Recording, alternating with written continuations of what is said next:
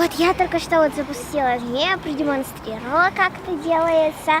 Ну и что, если вы хотите, то еще такие видео, то подписывайся на мой канал, нажимай пальчики вверх, пиши комментарии, хочешь ли ты еще такие видео, понравилось ли тебе, и подписывайся на мой инстаграм. Всем пока и удачи!